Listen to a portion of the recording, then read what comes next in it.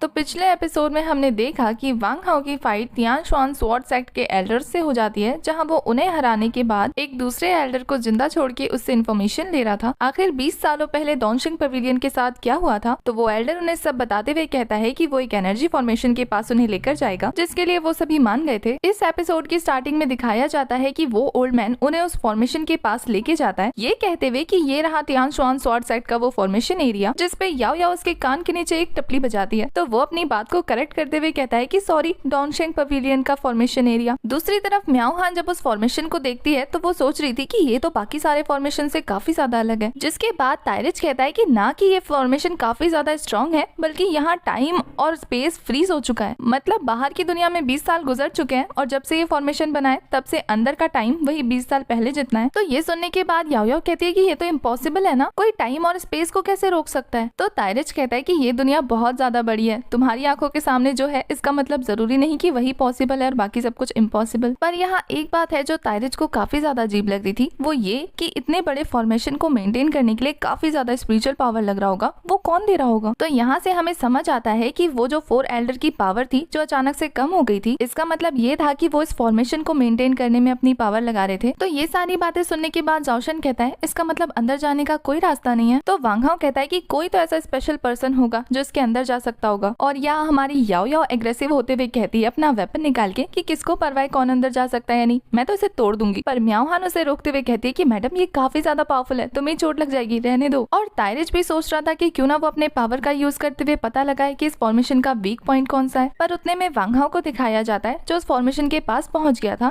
तायरिच के रोकने के बावजूद भी वो उसके अंदर हाथ डाल देता है, जहाँ सबको तो लग रहा था कि वांग हाओ को कुछ हो जाएगा, पर वांग हाओ काफी इजिली अंदर चला जाता है। वांग हाओ के अंदर जाने के बाद वो टाइम और स्पेस जो फ्रीज था वो अपने आप स्टार्ट हो जाता है। ये देखने के बाद याओ याओ तायरिच से पूछ रही थी कि तुमने तो कहा था कि ये फॉर्मेशन काफी ज्यादा पावरफुल है, इसके अंदर नहीं जा सकते, पर वांग हाओ तो कैसे अंदर चला गया।